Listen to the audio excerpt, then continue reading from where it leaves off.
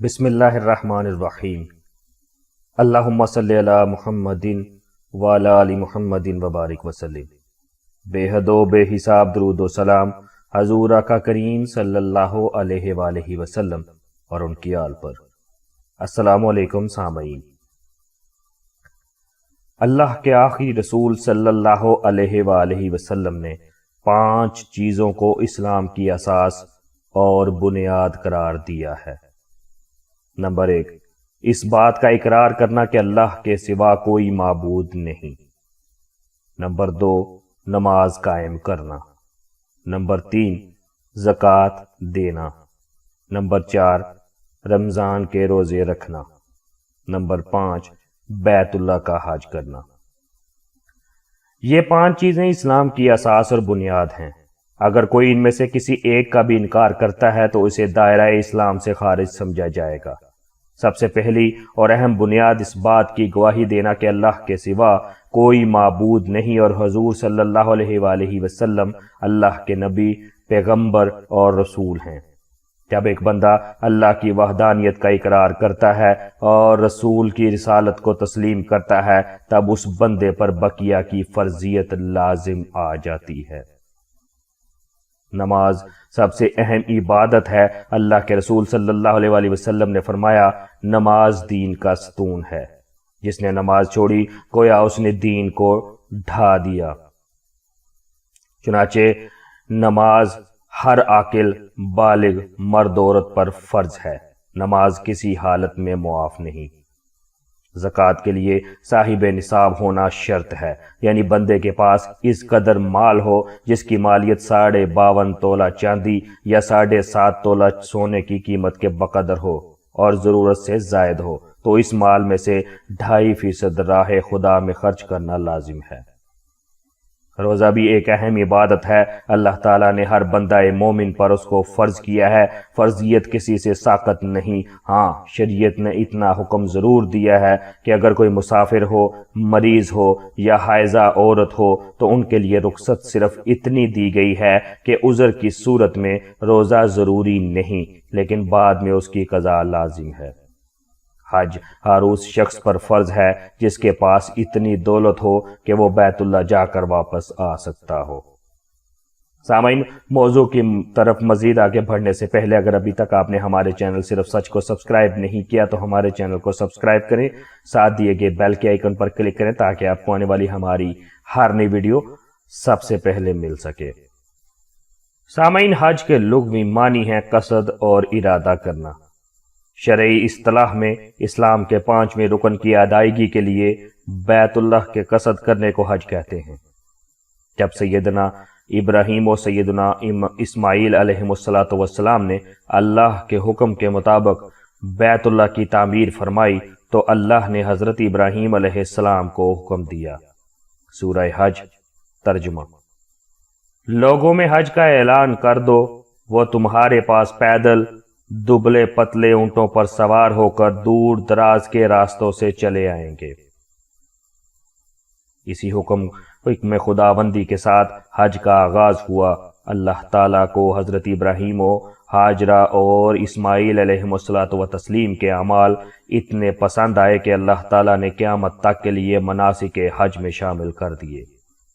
سامعین، حج قولی، بدنی اور مالی عبادتوں کا ایسا مجموعہ ہے جس میں بندہ اللہ کی عظمت، اس کی بڑائی اور بندگی کا بے پناہ اظہار کرتا ہے، اور دنیا کے خطے خطے سے اللہ کے بندے اللہ کی محبت اور اس کے حکم کی تعمیل کے لیے دیوانہ وار چلے آتے ہیں۔ کیا گورا، کیا کالا، کیا عربی، کیا اجمی، کیا مالدار اور کیا غریب، ہر ایک کی شان ایک ہوتی ہے، ہر ایک کا لباس ایک ہوتا ہے۔ گویا حج مسلمانوں کی اجتماعیت اور باہمی اتحاد کا ایک نمونہ ہے۔ حج کے احکام بیان کرتے ہوئے اللہ کریم سورہ بقرہ میں کچھ یوں ارشاد فرماتا ہے۔ ترجمہ: حج کے مہینے سبھی کو معلوم ہیں۔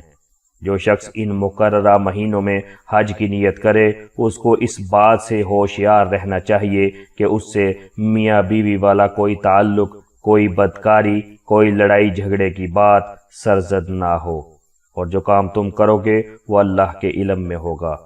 سفر حج کے لیے توشہ سفر ساتھ لے جاؤ، بے شک توشہ سفر دوسروں کے آگے ہاتھ پھیلانے سے بچائے گا، پس اے ہوش مندو میری نافرمانی سے بچو۔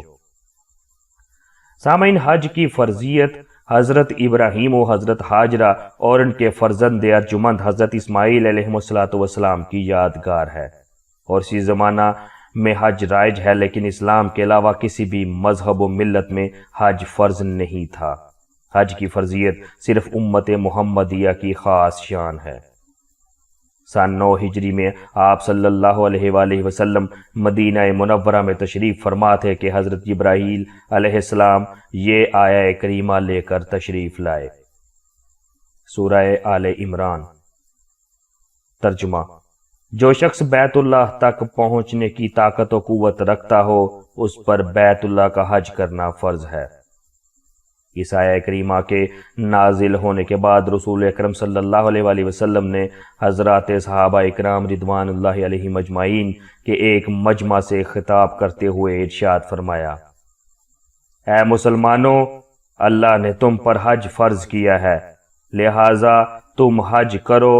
ایک صحابی کھڑے ہوئے، عرض کیا: یا رسول اللہ صلی اللہ علیہ وآلہ وبارک وسلم، کیا ہر سال حج کرنا فرض ہے؟ آپ صلی اللہ علیہ وآلہ وسلم نے سکوت فرمایا۔ پھر ان صحابی نے دوبارہ یہی سوال کیا۔ آپ صلی اللہ علیہ وآلہ وسلم پھر خاموش رہے۔ تیسری مرتبہ پھر یہی سوال کیا گیا۔ آپ صلی اللہ علیہ وآلہ وسلم پھر بھی خاموش رہے۔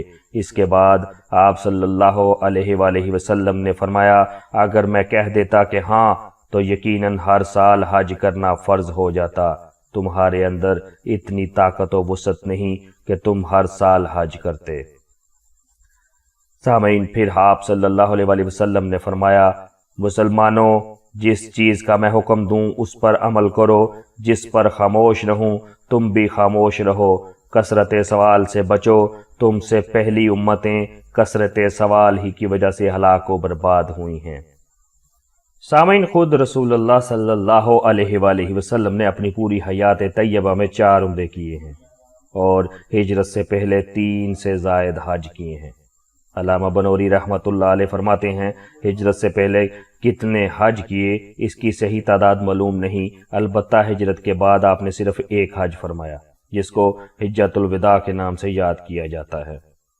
سامعین، آپ صلی اللہ علیہ وآلہ وسلم نے ارشاد فرمایا: مسلمانوں، حج و عمرہ ساتھ کرو، اس لیے کہ یہ دونوں فقر و غربت اور گناہوں کو ایسا دور کر دیتے ہیں جیسے آگ کی بٹی سونے چاندی کے میل کو دور کر دیتی ہے۔ اسی طرح آپ صلی اللہ علیہ وآلہ وسلم نے ارشاد فرمایا: جس نے اللہ کے لیے اخلاص کے ساتھ حج کیا، کوئی بدکاری، فسق و فجور کی کوئی بات اس سے سرزد نہ ہوئی، تو اللہ کریم ارشاد فرماتا ہے کہ میں اس کے گناہ سے ختم کر دیتا ہوں جیسے اس دن تھا جس دن اس کی ماں نے اس کو جنا تھا۔ سامعین، حج کرنے والا اور عمرہ کرنے والا اللہ کا مہمان ہے۔ اگر وہ اللہ سے دعا کرے تو اللہ تعالیٰ اس کی دعا قبول کرے گا، اگر وہ مغفرت کا طلبگار ہوگا تو اس کی مغفرت کی جائے گی۔ چنانچہ آقا کریم صلی اللہ علیہ وآلہ وسلم کا فرمان عالی شان ہے: جب تم کسی حاجی یا عمرہ کرنے والے کو دیکھو تو اس کو سلام کرو، اس سے مصافحہ کرو، اس سے کہو کہ وہ تمہارے لیے استغفار کرے، اس لیے کہ اس کی مغفرت ہو چکی ہے۔ سامعین، سفر حج سراسر عشق و محبت کا سفر ہے، لہٰذا جو حضرات حرمین شریفین حاضری دینے والے ہیں انہیں چاہیے کہ اپنے اندر عشق الہی کا جذبہ پیدا کریں، اور یہ حقیقت ہے کہ ہمارے پاس وہ عشق و محبت ہے اور نہ وہ جذبہ و تڑپ ہے، اس لیے کم از کم جب کعبۃ اللہ پہنچیں تو ہمارے پاس ندامت کے آنسو اور گناہوں کا احساس ہو۔ تاریخ کی کتابوں میں یہ واقعہ مذکور ہے کہ ایک فاحشہ و بدکار عورت حضرت جنید بغدادی رحمۃ اللہ علیہ کی خدمت میں حاضر ہو کر اپنے گناہوں سے توبہ کی، توبہ کر کے حج کے لیے روانہ ہوئی۔ یوں ہی کعبۃ اللہ پر اس کی نظر پڑی، کہنے لگی: پروردگار، کہاں میں گندی اور گنہگار، اور کہاں تیرا پاک و مقدس گھر، یہ تیری بندہ پروری ہے میرے آقا، میرے آنے سے کہیں تیرا پاک گھر ناپاک نہ ہو جائے۔ یہ کہا اور چیخ مار کر گر پڑی اور اس کا انتقال ہو گیا۔ سامعین، اسی طرح ایک بزرگ کعبۃ اللہ کا طواف کر رہے تھے۔ جب بھی وہ لبیک کہتے، آسمان سے صدا آتی، لا لبیک، تیری حاضری ہمیں منظور نہیں۔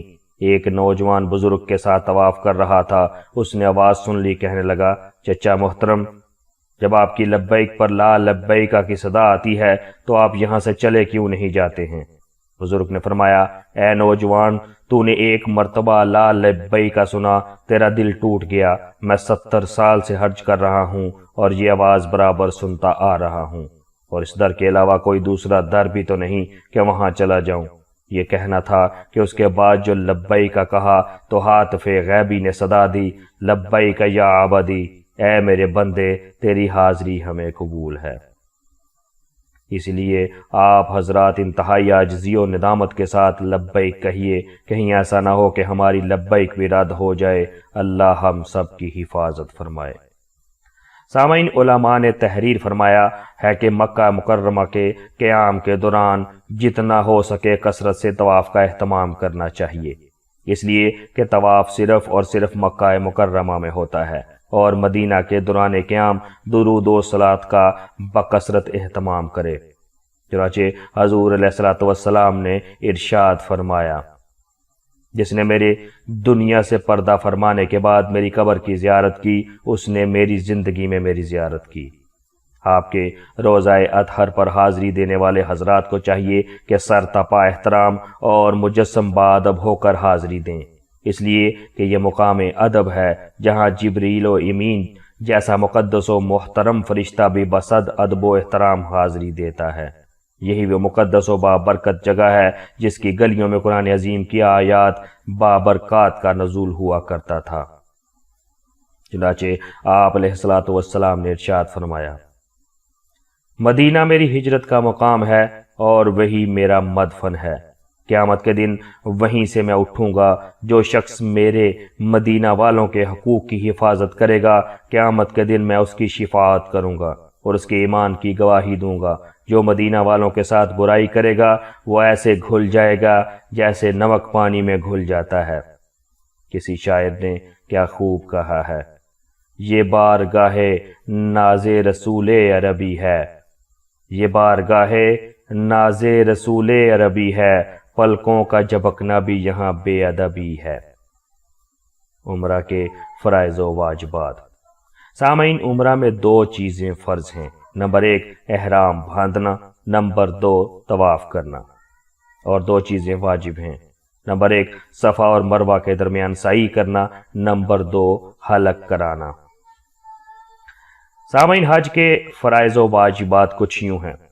حج میں 3 چیزیں فرض ہیں، نمبر 1 احرام باندھنا، نمبر 2 ذی الحجہ کو زوال کے بعد میدان عرفات میں ٹھہرنا، نمبر 3 10 ذی الحجہ سے 12 ذی الحجہ کے غروب آفتاب سے پہلے تک طواف زیارت کرنا۔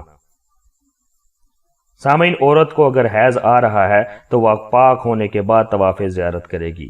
اگر ان 3 فرائض میں سے ایک فرض بھی چھوٹ گیا تو دم دینے سے بھی حج ادا نہ ہوگا، بلکہ آئندہ سال دوبارہ حج کرنا پڑے گا۔